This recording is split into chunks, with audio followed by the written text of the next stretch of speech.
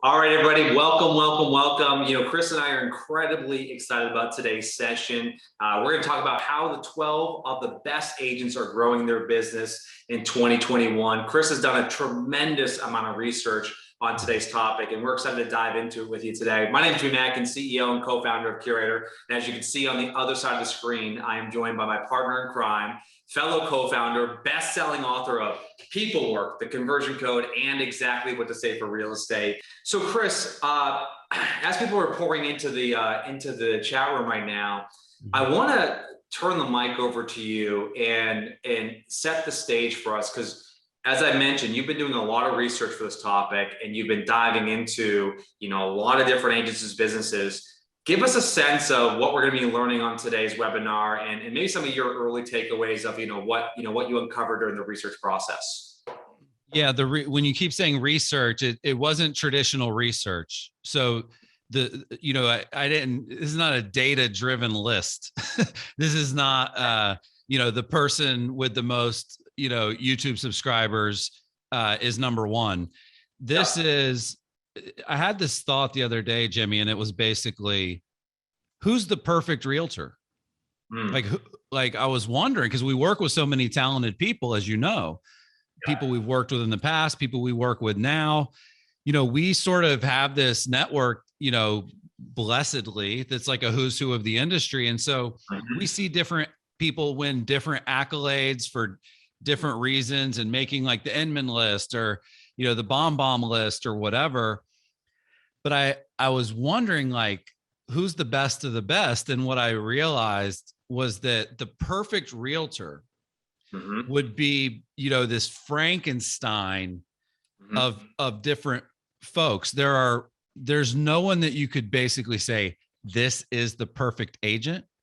Yeah. But there are people that you could make the argument that there's no one better at this thing than them. As an example, videos for their listings. As an example, email marketing. As an example, website, whatever it may be. Like, and so I started thinking, wow. And I know these folks that are on this list, like we let them know that they made the list, that they're the perfect realtor. There's 21 total. We're going to cover 12 now, and then give everybody access to the other 9 at the end.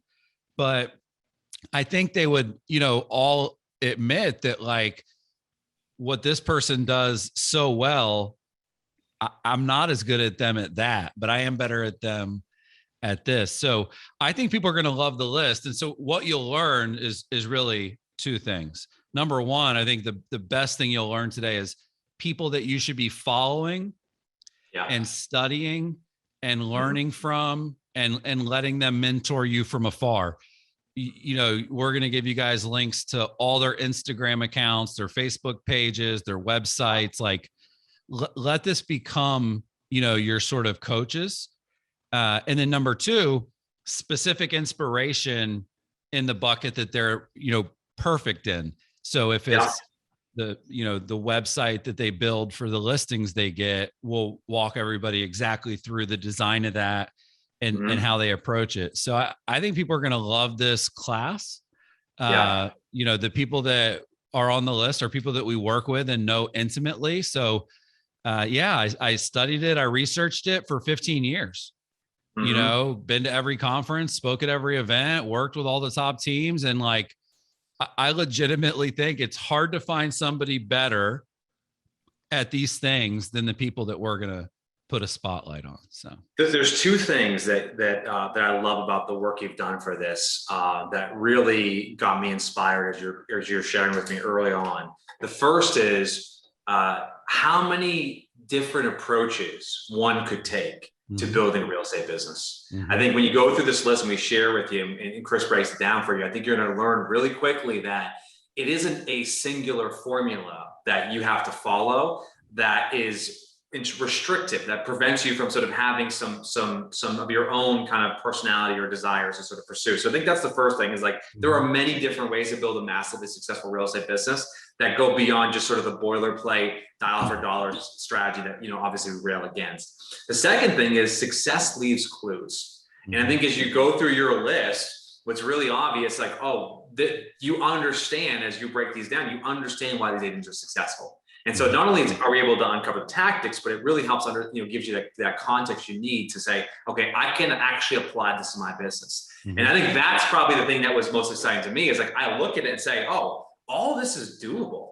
Like all of this is actually something we can achieve. So without further ado, let's dive into it, Chris. I'm going to share my screen here, and I want you to kick it off here and talk about the first of the agents we want to feature today and what it is they do really well. Yeah, the perfect realtor would create videos for their listings like Tim Smith. Tim Smith is a mega star in Orange County, California.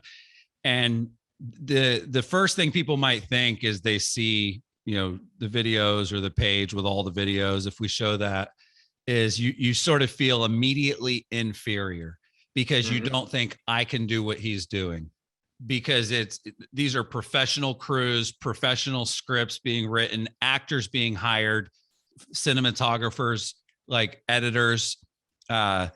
It feels unattainable, but number one, a lot of people can afford at their local level to bring in professional help to get this done.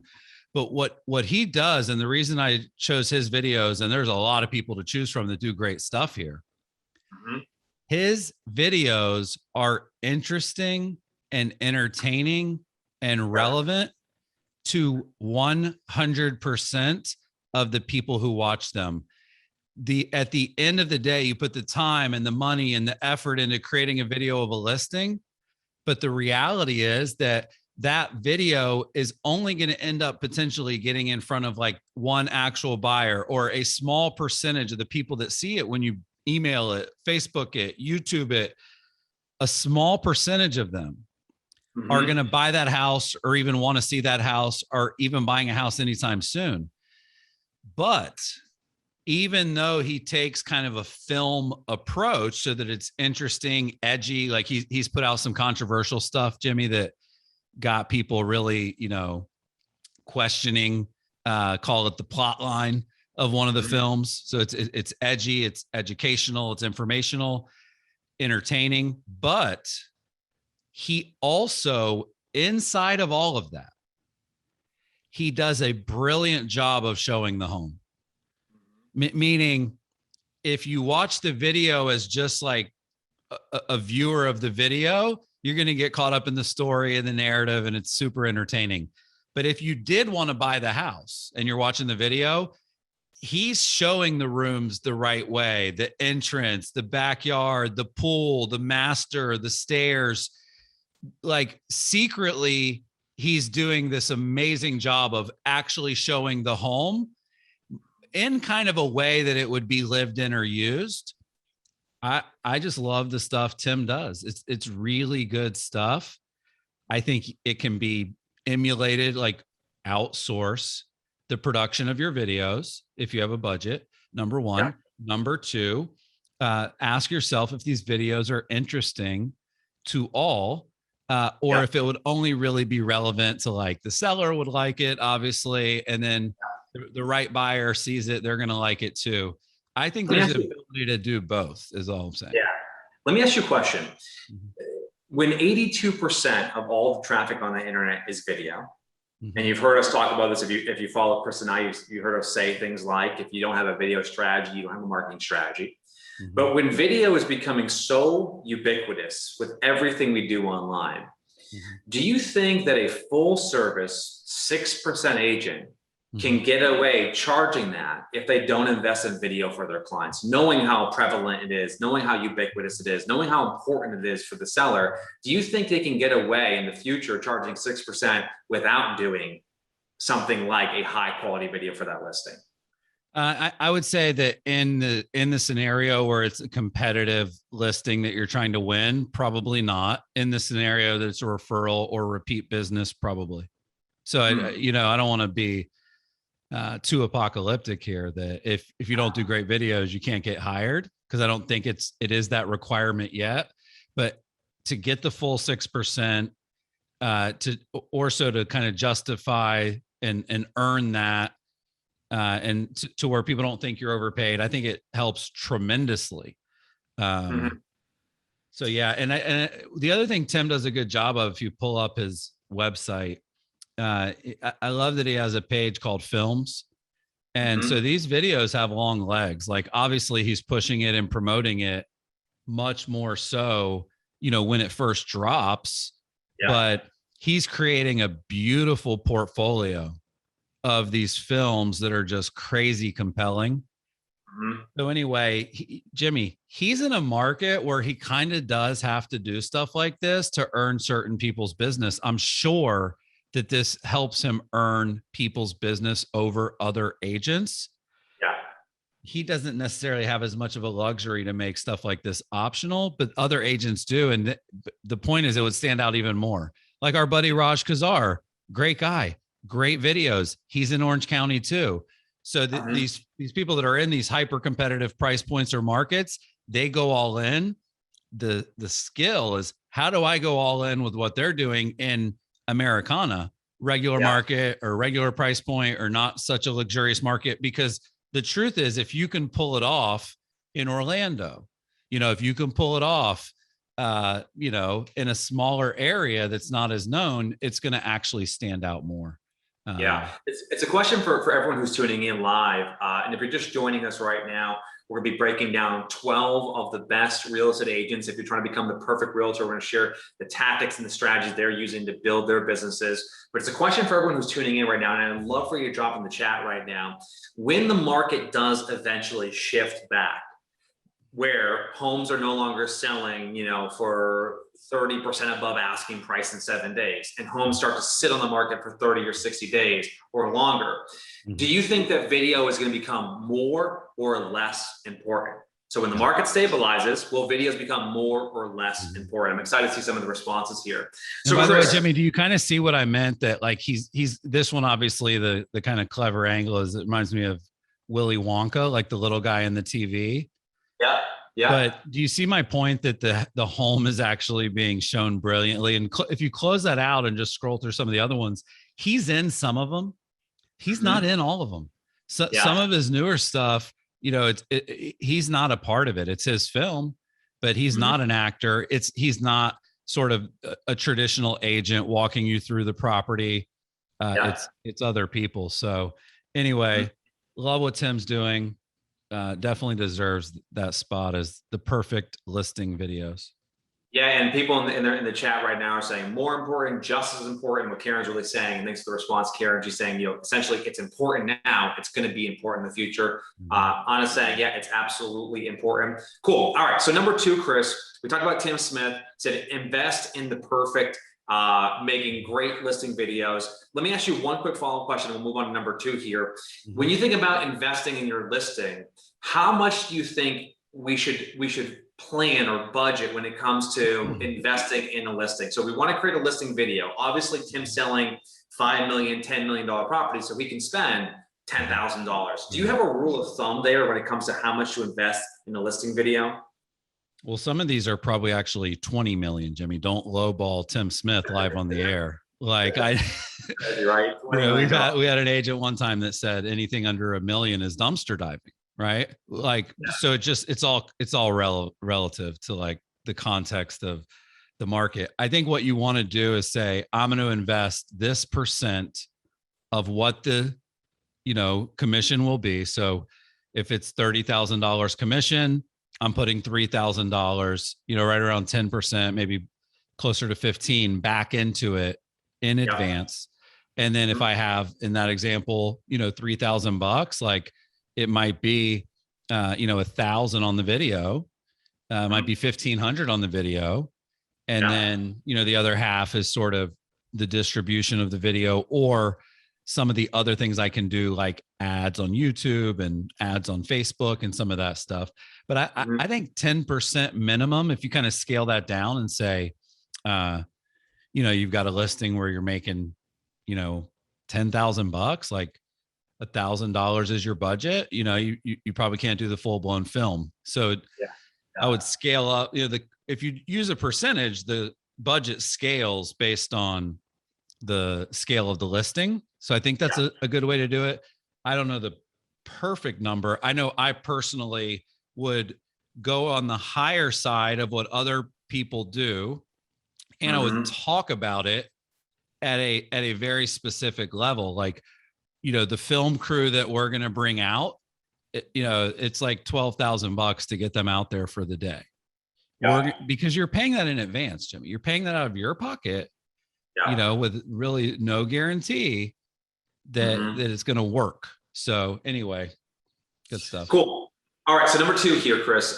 This is a client we've been working with now for the better part of maybe 8 years. Joe Herrera. I'm actually going to be in his office on Monday and Tuesday next week, speaking at his event.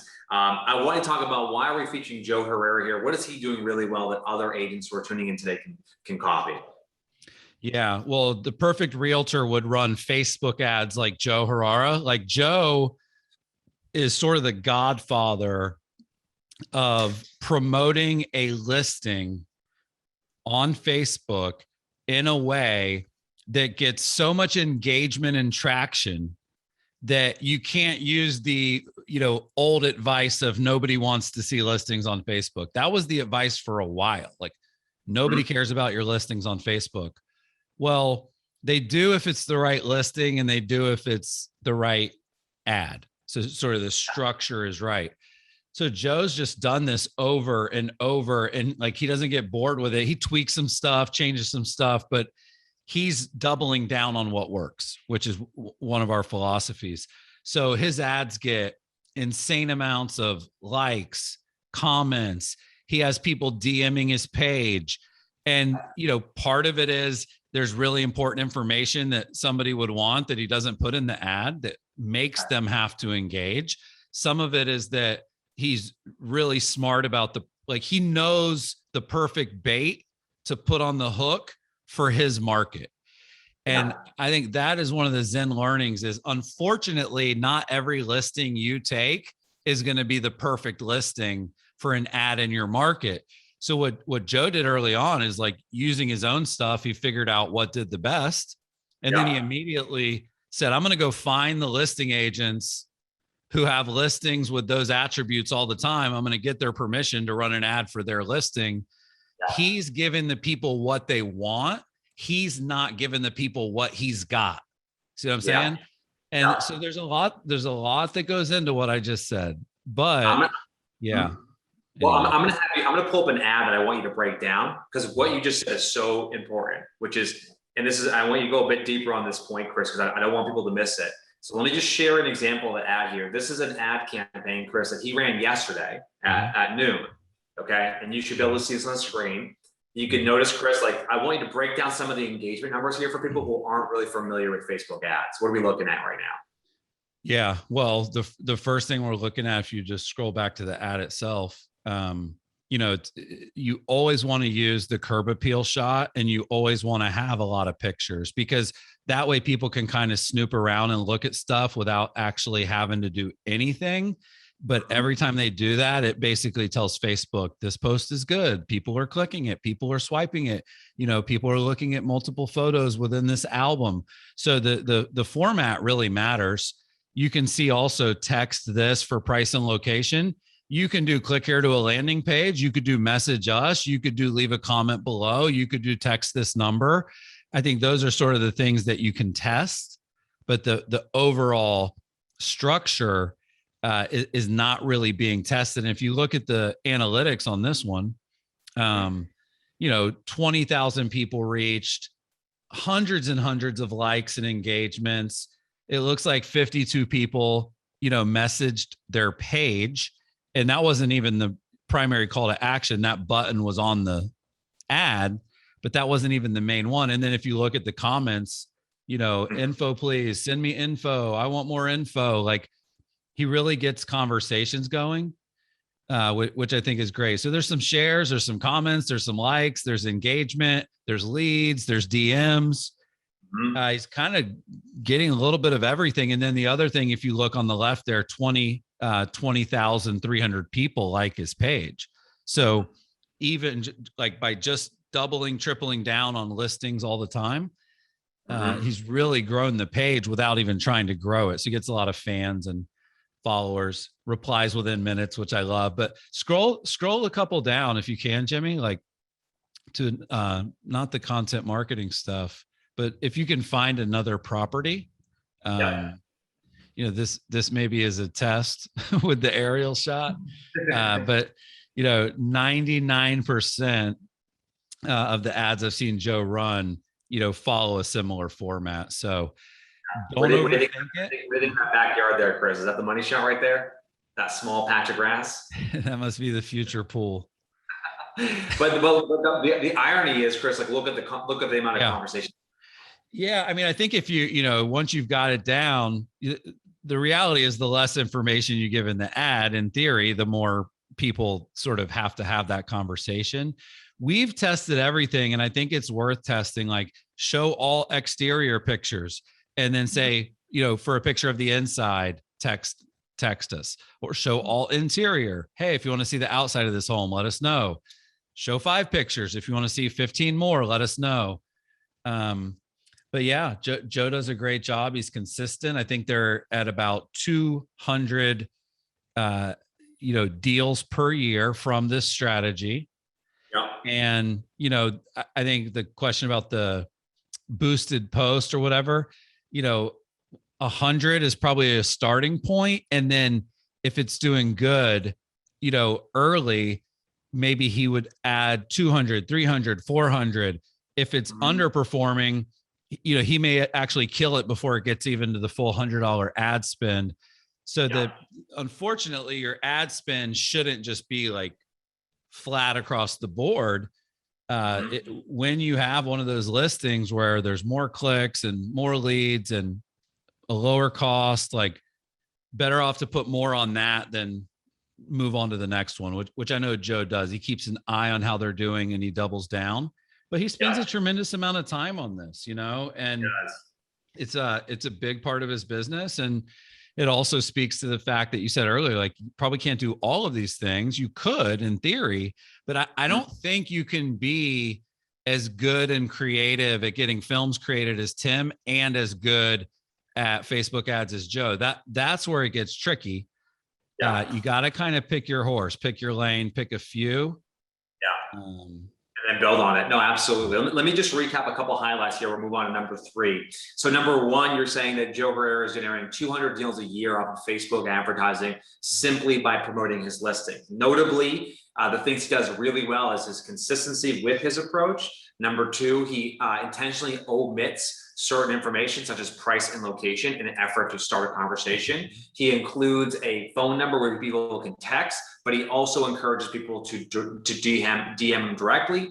He's very selective about what listings he chooses because he wants to basically bet on the winners and avoid putting a big budget behind things that are not going to perform well. And then lastly, in terms of budget, he does put a $500 budget behind every listing promotion, but he may cut that off at 50 or $100 if it's not doing well. Or if it is doing well, he'll continue to let that campaign run.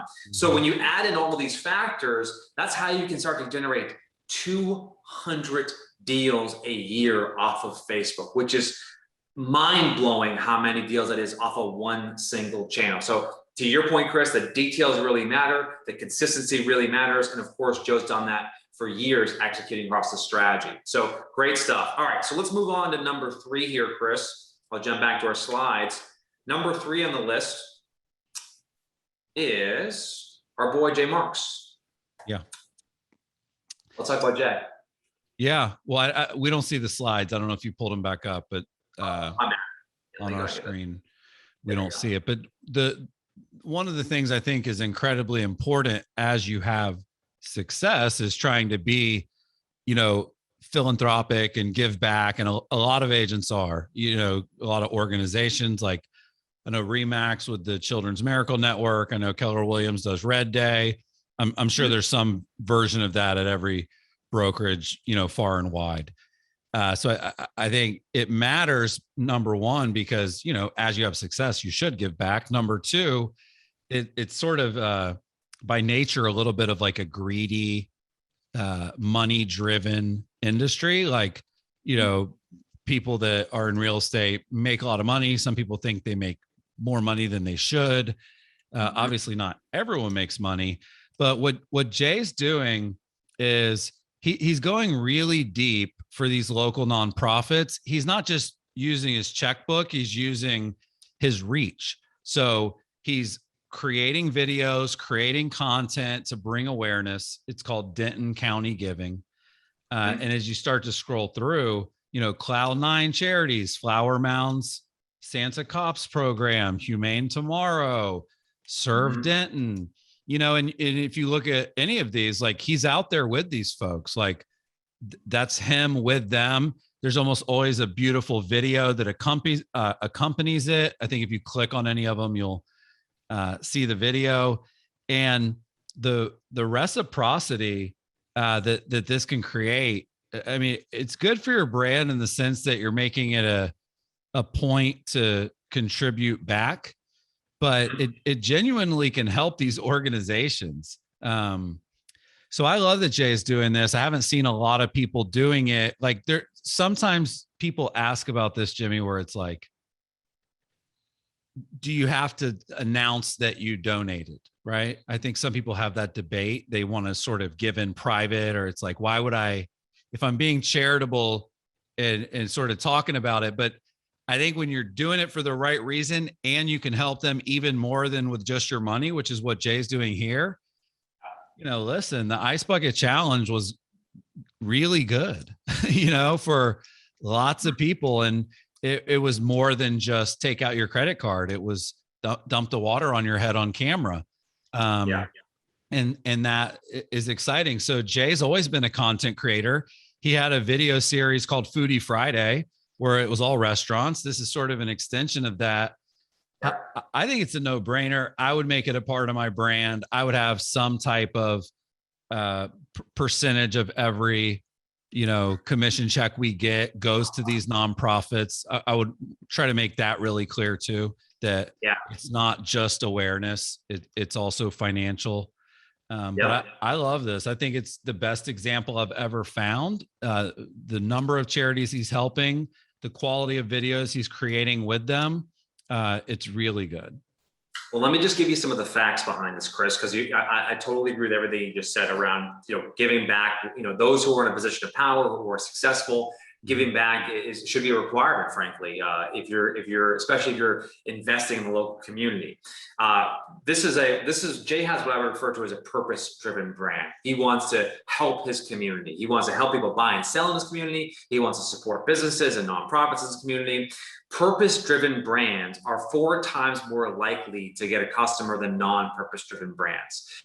Purpose-driven brands are 4.5 times more likely to be referred by a friend or a family member than non-purpose-driven brands. So by having a purpose around your business that's designed around maybe supporting the local community or supporting a cause, you give people something to talk about. So yes, it's good for your soul. It's good karma, but it's good business, Chris. It's good business, which is what Jay obviously is banking on as well here in this case. So great example, Jay Marks. Well done, my friend. Up next, Chris, this is an individual who, cut her teeth in the space of, building her business through, her network, building her business through taking great care of people. You feature our longtime friend, Lisa Archer. What is Lisa doing well that people can learn from today? Yeah, great question. We don't see the slides on our side, but Lisa, I'm going to write my slide number 11 here. I promise. It's okay. I want the agents to be the star today, just because they're good at what they do. Lisa Archer has said a couple of things over the years that really stick with people. She's a coach and a speaker and prominent personality in the industry for a long time. And she got advice from Mark Spain. She and I both heard the same advice from him at the same time at an agent reboot in Atlanta, which was, it's not a database, it's a data bank. And that if you'll approach it that way, it is a money-making machine. It's not this soulless thing. If you're really good with your database, that's how you grow. That's how you continue to compound and build more business. And obviously the Keller Williams philosophy follows that, real estate is a contact sport. You should always be doing lead gen. But Lisa kind of took that and advice and ran with it, which was her clients are not her past clients. She calls them her clients for life. Like if you were to go into her database, her CRM, and look for the past client category, it wouldn't say that. It would say clients for life.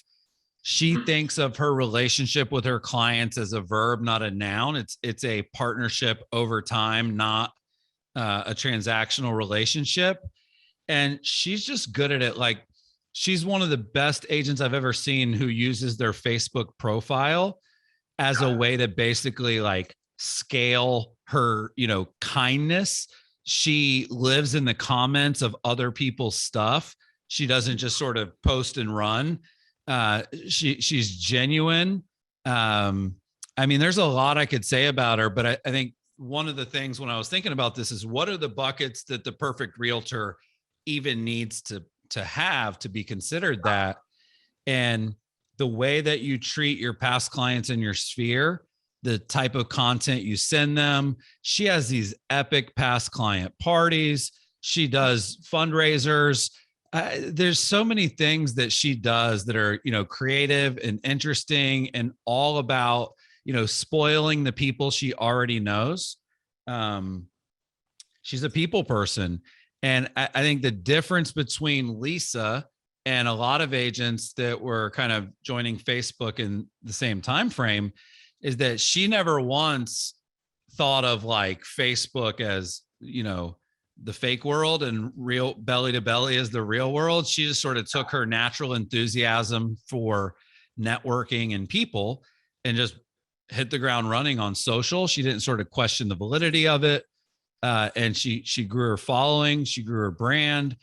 She's a great networker. But yeah, the perfect realtor would treat their SOI and their past clients like Lisa Archer.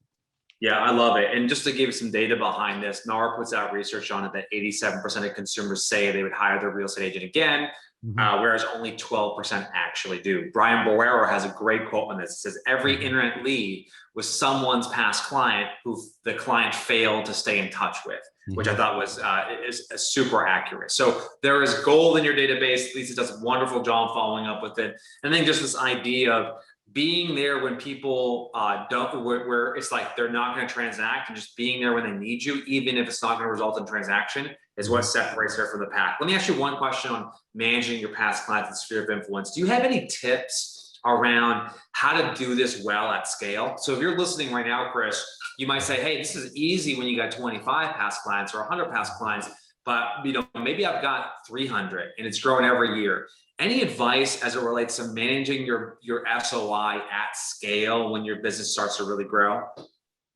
Well, I wrote a whole book about it called People Work. It's how you put people first in a digital first world. And the only way for a business or person to scale their humanity and caring is to use technology. Yeah. So, cool. it's a mass email versus a one-to-one email. It's a Facebook post versus a phone call. I think the best people do both, but you cannot scale yourself without tech. You know what I mean? That I think is the driving thing that Lisa figured out. And so if I have 300 people or 3,000 people that are past clients, it might dictate the amount of space I rent out for the party. Sure. And then the other thing I would say is every past client's not the same. So a lot of these folks have like the super inner circle past clients versus the sort of all past clients. You do some things a little bit like Veronica invited me to this great, Orlando City match. She knows me and my son love soccer. It was all you can eat, all you can drink, 10, 15 people. And it was sort of her VIPs. It wasn't all of her past clients, but she does stuff that's more of a big group setting too. So I hope that helps. Yeah, absolutely. Cool. All right. So we know that when you innovate, you grow. When you don't, you don't. This agent we're about to feature here is, I think, one of the most innovative agents out there, our boy Amit. Talk a little bit about what Amit does really well that people can learn from today. Yeah, to me, the perfect realtor would embrace new technology. They wouldn't resist it. it isn't that they would spend all of their time on it. It isn't like I want people chasing down every shiny object, but there seems to be like really deep lines in the sand that people draw. TikTok is stupid is a good example of a new one, but Facebook was stupid and Twitter was stupid, and I don't have time for Instagram. And by the way, my dad said cell phones were stupid and paying for things on the internet was stupid. Sometimes the world changes. So like, I like the 80-20 model where like 80% of the marketing and tactics you're deploying are, sort of proven and tried and true. Right now, that would be things like Facebook ads, videos, emails. But Amit does a good job of being excited about the latest trends. So as an example, he's done all kinds of podcasting. He uses an app called Anchor to record like personal kind of intimate podcasts. He was very early on Clubhouse, where he jumped right in to that ecosystem sort of on day one. And even, I've seen him trading cards, NFTs, like he's willing to sort of really embrace the new stuff. And not everybody is at the same time. He does the basics really well too. It's just that, think of it as like freaking Fun Friday. You know what I mean? Like, I'm not asking you to do TikTok. I'm asking you to do something you're not already doing occasionally, and that's what Amit does. And the thing is, he doesn't keep doing it over and over if it doesn't work, or sometimes it just kind of fizzles out, right? But it doesn't stop him from trying. And he seems to have a blast while he does it. So I just think he's a shining example of embracing new stuff and being excited about it in an industry where a lot of people are like, oh God, I got to learn that now. Right. Yeah.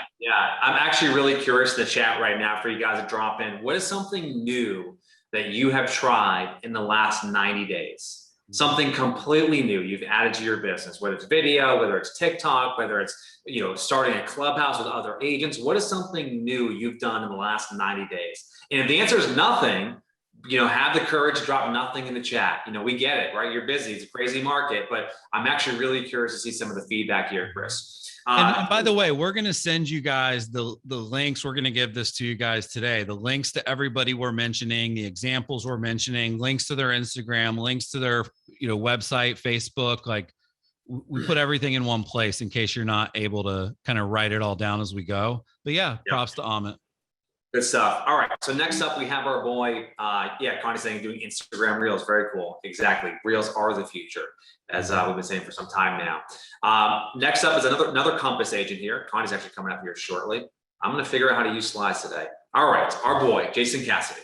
I'll take the lead with Jason. He just does a great job with Instagram. Like the perfect realtor would definitely use Instagram. They'd use it well. He does a great job with his team account. He does a great job with his personal account.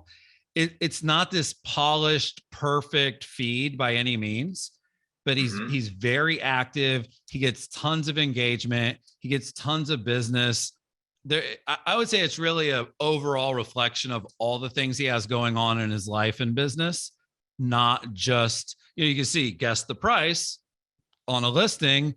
You can see, pro tip, how to find developers, but then you see family friends that just got married, or maybe that's a 4th of July post. So he gets a ton of engagement and interaction, especially compared to the size of the account that he has. Doesn't have a massive following, but 16,000 is really good. He has more people following him than we do. So I just think he does a great job, and it feels doable. It's not monotonous. Like my son's always giving me heat. Like, why don't you get another account just for personal? Because all of my stuff, Jimmy, and all of your stuff is business, and sometimes I wonder if that's the right decision. Like I think when the No Rules, which is a good book from Netflix, I think sometimes, now listen, he's doing good stuff. He tagged his company account in his bio, right? He's got his website. He's got the, highlights. Like he's got reels. He created some guides. He did IGTV. Like he knows what he's doing. He's a great Instagram person. He's taught classes at our conference, taught classes at Inman. So yeah, I love watching what Jason does with Instagram. I think there's people that have, way more of a personal brand page that's polished, people that have way more of a page that's about listings and houses that might look prettier, if you will. But I feel like Jason's is very genuine. That's kind of the vibe I get from watching his stuff.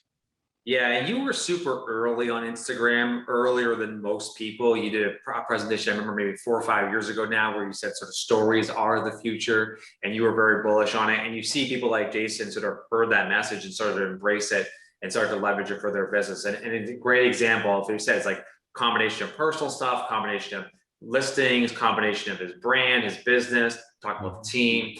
And so, yeah, there's a lot to take away there. So we'll drop a link into Jason Cassidy's profile here shortly. All right, cool. So let's go on to our next person here. This is someone that I think very few people are going to know, because we've never featured this individual ever before on any podcast we've ever done as it relates to any of the classes we've done. And that's Dan Wertel here. So I'd love you to break down what Dan's doing here. Yeah. So Dan, what caught my eye with Dan is I ended up seeing this article that he put out, and it was the potential impact of COVID-19 on the BC housing market. If you can pull up the slide with Dan, you said you'll get it right by the end, but we still got 5 slides. Yeah, no, it's okay.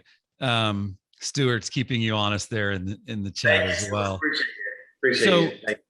But I went through this article, and it was right when COVID was hitting and everybody was freaking out. And it wasn't at the point where it's like, oh, the best real estate market of all time is coming. People were still very scared. And he sort of had this combination of analysis, insights, historical perspective, data. And I read this article that he wrote, and I literally at the end of it was like, I can't send any referrals to Vancouver and not send them to him. I thought that, and we obviously have more than one client in Vancouver. Not that I'm sending Vancouver referrals. Let me be clear. I don't have a bunch of those. I've never sent one, but when you do, he established himself as a legitimate, genuine thought leader in my mind when I read that article. And then I kind of took a deeper dive. And if you scroll down a little bit and click on one of the actual reports that they put out, it's really good. Like it's data, it's analysis, it's broken down, looking ahead, GDP, the month in review. And so because some people's market reports are just the stats. There's no insights. There's no context. There's no analysis. Like, now maybe his clientele are smarter people that have money, that care about financial markets. But as you start to go through this, Jimmy, I mean, look how many pages it is. Look how many graphs and charts and data points. And, he breaks down everything that most people break down. But doesn't it sort of feel like he's doing it the way a financial advisor would do it versus the way a real estate agent would do it? So he's really leaned into, I guess, like being like the data guy, the market analysis guy. And I think that's a good guy to be. Yeah. I think as your price point increases, so does the demand you have for financial literacy. And so if you're in a position where you're selling $1 million, $3 million, $5 million homes, or whatever the number is, or whatever luxury is in your market, the expectation is the agent understands at a deep level what's happening in the market. If you don't, then what exactly are you hiring them for? And I think that's something that Dan answers. Chris, I wanted to point something out. This is not on the slide here, but if you go to Dan's website here and you click on the menu, he actually has a podcast as well. I'm assuming that he's using the data that he's sharing every single month in the podcast, right? Like, I'm assuming he's sort of like, repurposing it. Just talk about that, because I think there's a big opportunity there to extend these market reports beyond PDFs into something bigger than just downloadable guide. Yeah, I mean, when you start by creating something really big and awesome, it's really easy to just chop stuff out of it, whether it's, taking one graph that we just saw, putting it into an Instagram post, or you can see he's breaking it down, and he's doing this for the consumer that cares about his market, right? This is not, a real estate industry focus. You mentioned like, you don't really know him. That he's glad that you don't know him. Why would he care about knowing you? Yeah. You know what I'm saying? Like I just think he does a great job of that. So yeah, like as an example, that with the presentation we're giving right now, I kind of like was like, all right, I'm going to figure out like the perfect realtor. And it's like, well, that would make a really good page, and I should shoot a video about it. And then each person I highlight could be a little chapter. And then why not take a dozen of them and put them into a deck and present it as a webinar? Like we're sort of doing what you're mentioning right now. The other thing I would say, Jimmy, is it's probably in your best interest to know your numbers as an agent. So if it takes him 2 days a month to compile that analysis and research, guess what he gets to do the other 28 days a month? Yeah. He gets to come off the top of his head with it because he just researched it so intimately. So, you're saying, where else could he repurpose this? In conversations with humans is a great place, because now all of a sudden it's like, man, if we think we know his stuff from a PDF, or, imagine if he's at your house and he's breaking this same type of information down, just like, wow, this guy's sharp. Like, do you manage stocks too? That's what I'd be asking him. Yeah, I think agents need to figure out ways, as you're breaking it all down, Chris, the thought that goes to my mind is like, we have to continue to figure out ways to differentiate ourselves over the sort of big box generic realtors that exist out there, because there's 1.5 million of them, and the sort of soulless corporations who are trying to automate your jobs away. And so if you are looking to make a major investment or sell a major asset, you want someone who is incredibly competent at their job. And so by demonstrating that through producing, incredibly in-depth market reports, and demonstrating that by having a podcast where you talk about the market reports or bits and pieces of it, you're able to, build that brand association that we're talking about. I think Dan's doing a wonderful job. And if I do have a referral in Vancouver, I will send it to Dan's team here. So cool. All right, let's keep it rolling, Chris, because I know we're running a little short on time. We got a ton to cover here. I'm doing an average job as your MC. I know, because we could spend hours talking about this stuff. I do believe I have the slide pulled up, if I'm not mistaken. This is Heather Buckman. You should see that in a second. So talk about Heather Buckman here. What's she doing really well that people can learn from? Yeah. I mean, we'll start to rapid fire here through the rest, but the perfect realtor would send emails like Heather Buckman. Heather Buckman, the short explanation is that she leverages the real world scenarios that she navigates with the people she helps, and she turns those into interesting, compelling narratives through her email marketing. Now, she also turns the corner and mentions like things like listing or getting your home's value or checking out these properties, or if you need to sell. But she has sort of like a what I would call an unsubscribe proof approach. Just like I mentioned with Tim, right? Tim Smith's videos are interesting to everyone. Heather's emails are too. And so what she's basically doing is turning a just sold into something that's interesting to all, or call it a review, or a situation. And she's turning it into something that's interesting to everyone. And as we know, she gets massive amounts of business. I can't read this whole email, but you can see she's talking about submitting offers that they didn't win. Like there's a lot of honesty and transparency in the stuff that she writes. And I think that's what why people like it. So, it's almost like the, true life, I'm a realtor kind of approach in the back channel versus here's a listing, here's a sold, here's a market report. It's like, here's a story. Yeah. There's a trend right now that's very popular in the tech space called working in public. Mm-hmm. And this is where organizations are sharing how they're building their companies and what it's like to actually, try to deliver services and software and fundraising and hiring and firing, all those things. It's an incredibly popular trend because people love that transparency. And so I think the worst thing that we can do in real estate is talk about how easy and simple and fast it is. Because when we do that, we talk ourselves out of a job. When Heather's sharing these stories, Chris, you're absolutely right. She's kind of giving you that behind the scenes of what it's really like to buy and sell homes in our area. And I think it helps the consumer understand why it's so important to hire the right person. All right, so let's keep things rolling here, Chris.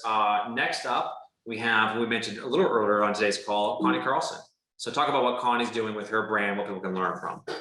Yeah. So the perfect realtor would promote their listings like Connie Carlson. And as I mentioned before, like full disclaimer, we're totally biased with some of these choices because we know these people, we work with these people, we're intimately aware of the work that they do. And I think that actually is what makes us, gives us the legs to stand on to sort of put them in this like perfect category. But Connie is doing great marketing everywhere for a listing. She does it every time. She's not skipping it because it might sell fast, right? She's doing the video. She's doing the YouTube ad. She's doing the email. She's doing the Facebook ad. She's doing the stories. She is what's called omni-channel. And then in each place that she's doing it in a really relevant way. But the reason she's doing it, which is the reason you all should do this, is because that's her job. Her job is to help the owner get his home in front or her home in front of as many people as possible so that they can get the sort of highest and best offer possible. And I actually just think it's sad how many agents slack on that or do a poor job of that, or they got like AdWorks that auto creates, some picture of the listing and auto posts it to their Facebook page. And they consider that to be like marketing. So I was getting interviewed by this guy Byron, and he said, Chris, I wasn't the best real estate agent in my market, but I was the best marketer. And I would just tell people that, like, if marketing matters to you, I'm the best at that. Now, smart people like Connie and a lot of the other people on this list, they are willing to get help. Tim Smith didn't pull out his iPhone and start shooting those films. And so Connie has enrolled our help to help her promote listings. But she does the video or she does the print collateral and we do the digital campaign. And, so it's not all us or all her, but man, when the seller is presented the data, it's a magic moment. She told us a quick story. Like, she had a seller who had, 32 offers in 2 days. And when she told him that, he complained because his friend had 60 offers in 2 days. Like, wow, what an entitled moment in time we are in for him to be upset about that. She went back to him though, and she said, well, let me show you some of the stuff we did that helped generate the offers that we got. And she showed him all the data and analysis of the ad campaigns, and he was blown away. He was absolutely blown away. Went from being, difficult in that moment to being a super fan of hers. So this is something everyone should do. They should promote their listings in all their glory, and then they should get the data that all of that promotion generates. And they should say, hey, owner of this home, look how many people on Facebook, Instagram, email, our website, like, we went all out for you, really matters. And the issue is that it is a laborious and manual process today to have to sort of run the campaigns everywhere and then go get the data everywhere, and to do it right, like to do it in the format of the platform you're doing it in. It is overwhelming, and that's why we turned it into a service we offer. Yeah. It's the secret sauce to becoming a listing agent, a successful listing agent, is when you realize that how you market a home is an audition to future sellers. You want people to see the way in which you market your current inventory and say, I want that for myself. And so when you invest in marketing your home across Instagram, across email, across retargeting, across Google, across all these different channels, it helps establish you as that listing agent, which is obviously incredibly important. Speaking of listing agents, we have another listing agent here who does something really unique that we don't see a lot of people do, and that's Billy Wellinger. I want you to break down what Billy's doing here for his clients. Yeah, Billy is creating beautiful custom listing details pages for every listing that he takes. He puts a lot of time and effort and work into this. If you scroll down to the first one there and just open it up, like he kind of tells a story of the property. He checks every single box. You mentioned video, Matterport, the photos, the floor plan. Like he doesn't just rely on the fact that the IDX feed put the listing on his site, and you can see why we love it. Like if you kind of continue down the page, he goes all out, the map and this and that and what you need to know and opportunity A and B and the residents and you see what I'm saying? Like no one does that. And his sellers love it. He actually has a tagline on his homepage. If you go to the homepage really quick, because this is what it means to go for listings. How effective is our marketing? Sometimes our sellers try to buy their own homes. I love that. And then you can see experienced agents, expert marketers. There's just a big chunk of the world that truly cares about the marketing that you'll do for them and feels like that's a big part of the reason they hire you. I have never seen anybody put as much thought or effort into it as Billy. First of all, I've never seen someone upload 124 photos of a listing, right? Which in itself is just sort of remarkable when you think about it, right? He's got 124 images. Probably MLS allows me 30, 35, right? And what's actually super compelling as you're going through that, as I start to scroll down, right? It's just like these are permanent pages on his website that are going to be there. They're going to exist, right? And I love how he gives them names, Chris. Yeah. I think it's so clever. Triple platinum. Right? Yeah, so it reminds me of a lot of Airbnbs do that. Like we stayed in an Airbnb at the beach, but it was the salty dog. Like, and then the other one was like, the crazy crab or something. Like it had a name for the property. Good stuff by Billy.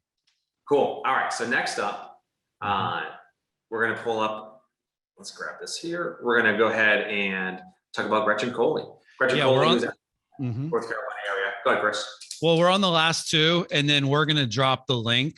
If you want to kind of get that link ready to drop in the chat, it's actually Curaytor.com/perfect. I think we have a slide that showcases that. We'll get through the last two.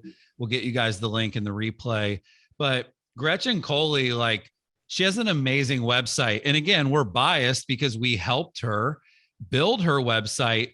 But the thing about Gretchen's website is her website is modern in the sense that it gives people the options that are out there trying to disintermediate the process. So buy before you sell, or guaranteed offer, or, iBuyer, or fix it up before you sell it. Those have become kind of known menu items in this space. Great videos, great accolades, great custom pages, great design, great photography, great copy. I don't know if you can pull her site up really quickly, Jimmy. And if you just go to the menu, it kind of tells you everything you need to know. Like when you start to look at, they are treating their website like a marketing machine, COVID resources, off-market listings, sold listings, case study, how we sold this home, best of Raleigh, discover the triangle, explore our area. If you go back to that one, the explore the triangle type stuff, it's good. It's really, really good content. And when we built this for her, we didn't build her all those pages. Her team went in and said, you know what, a lot of people don't know the area and they're relocating. So we're going to give them a really good relocation guide, if you will, or really good content about the area. If you scroll down on the homepage a little bit, Jimmy, she's got really good accolades and featured in stuff. I think every awesome website should have something like that. But you can see the photography, the color, the layout, the fonts. I just think she has a great website with good content. You can see all the different seller programs she offers, fix it up and sell it, instant cash offer. So this is what I would call Beauty and the Beast. Like, there may be some websites that maybe are a little bit more beautiful, and there may be some websites that have a little bit more content, but where we like to be and advise people to be is like at the intersection of both, right? Yeah. Like a beautiful design that's better than almost anything out there, but then some content that converts and compels people to reach out to you. Yeah, what's really interesting to me, I think what she does really well, Chris, is you're going through all of that. What she does really well is she does a great job of saying, if I'm going to talk about this in my listing presentation, I'm going to put it on my website. If I'm going to talk about this in a buyer consult, I'm going to put it on my website. And what she's leaning into is a trend that we know is something that's been happening for the last decade or more, is people's desire to self-serve. They want to get as much information up front before they talk to another human being. And so by putting the information on your website, you give people the opportunity to do their own research and educate themselves on the options, as opposed to being the gatekeeper where they got to call you and just ask a simple question like, hey, can you guys offer me a guarantee? Or do you offer any type of relocation services? So she does a wonderful job at that. All right, Chris, last but not least, have our boy Kevin Leatherman. Yeah, we, Curaytor, we have different levels of products and services, and, our prices range from, call it $1,200 a month to $5,000, $6,000, $7,000 a month, depending on your ad spend and the services that you add on when you work with us. And Kevin's one of those guys that he literally does it all. He's got Curaytor, he's got Accelerator, our ad program. He's got Marketer, our marketer program. He's got Listing Promotions, our listing promotion program.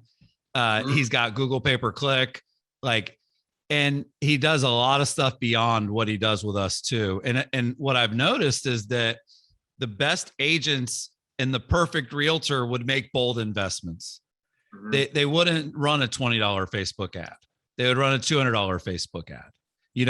They wouldn't sign up for the 300 series Beamer. They would want the 700 series Beamer. And I've known Kevin for a long time. We used to live semi near each other in Brooklyn when we met. And I've just watched his journey from a busy solo agent trying to break through to now, tons of market share, big team, and he just keeps pouring gas on the fire, and that's all I'm saying is whatever the next thing is, he'll try that too. If we rolled out another service tomorrow, sign me up. And I do think that now clearly it depends on where you're at in your business, but typically we work with people who are successful, who have a flame, who maybe need gasoline, and we pour the gas on their business and brand and we blow it up. But think about Chris Lindahl in Minnesota with huge billboard campaigns. Think about Mark Spain with billboards all over Georgia and Florida. Veronica Figueroa, the sponsor of Orlando City. The big agents make big investments. They make bold investments, and they're also not, overly analyzing the impact of them. They just keep making them and they keep growing. And so it's I'm just going to keep doing this because it's working. So I'm just really proud of Kevin. I know not a lot of people on the call may know who he is, but he makes big investments and he's not a pushover. We're not just selling him everything because he's easy to sell. He can be a tough guy. Yeah, well, I think the what I've learned in business is you've got to be able to play offense and defense. And right now, I think when you get a little bit of success in real estate, some of the mistakes that I see top agents make is they try to preserve revenue by reducing expenses to the absolute bare minimum, and that comes at the cost of future revenue, at future growth. And so you have to play offense and defense. You can't just simply run your business as is and pinch every single penny. You've got to put investments out there in hopes of getting a return, in hopes of growing your business. And smart agents do exactly that. What blows me away, Chris, is we had a hustle through that last part of today's session, but we covered 12 and that in the last hour. You did 21. I'm going to pull the slide up here for a second so everyone can see this. I'm going to pull the site up. You covered 21 agents. We covered 12. You have 9 more stories to share here. And you also did a 15-minute video breaking this down in detail. Talk to people about where they can visit the site and where they can get the other 9 examples that you covered in the perfect agent. Yeah, it's Curaytor.com/perfect. We will drop that in the chat right now. It has links to everything we just went through. It also has links to the other 9 examples, things like Jessica Woodbeck's culture, things like Brad McCullum's YouTube channel, Veronica Figueroa's Zillow profile. There's a lot that we didn't cover that's really good. Dan Chin's lead follow-up systems. So Curaytor.com/perfect. There's a form on that page that basically says, hey, if you'd like us to help you, if you want to be a perfect realtor like our clients, all the thing that they do all have in common is that we work with all of them. There's also a link we're going to drop in the chat. I think Nate is in the chat, which is just a link to schedule a call with our team. So you can find it in the chat, or you can find it if you go to Curaytor.com/perfect. One of the reasons that our clients are extremely comfortable with us kind of sharing their secret sauce and their best practices and examples of all the great work they do is because our services are exclusive by area. So we don't work with all their competitors. We have the most exclusive offer in the industry as far as the number of people that we're willing to work with in any given area. But Curaytor.com/perfect. If you guys enjoyed the webinar, let us know in the chat. Hopefully we introduced you to some good ideas, some really good agents. Like I said before, follow them on social, check out their website, check out their Facebook pages. I'm sure they wouldn't mind if you emailed them and said, hey, I saw that you're really good at this. I had a quick question for you. These folks typically are willing to share their knowledge with others, part of what makes them great. So yeah, it's exciting. Thank you, Billy, and everybody else that tuned in. And now maybe you have something to aspire to, right? Which is, these are the buckets that matter: culture, follow-up systems, sphere of influence, email marketing, Facebook ads. Like, we didn't do the best TikTok person quite yet. I wanted to make sure the things that we chose in the categories we covered were basically relevant and useful for anyone that would learn about them. But that's all I got, Jimmy. Yeah, well, excellent work, Chris. This has been an awesome session. 21 agents that you can look to inspire to help grow your business. In the chat, I dropped in a link to Chris's Instagram profile where you can follow Chris. I also dropped in a link to my Instagram profile. I'm still trailing him by about 8,000 followers. So help me out here, guys. You can get access to all the information from today's session at Curaytor.com/perfect. If you're looking to learn more about how Curaytor can help you grow your business, there is a form on that website. Fill that form out. Our sales team will be in touch with you. And this video will be available. We'll email out to you guys afterwards along with the slides. So you didn't have to worry if you didn't take notes as quickly as you could today. We will get you the recording out. Chris, great work, my friend. This is a great session. Appreciate you jumping on with us today. See you guys.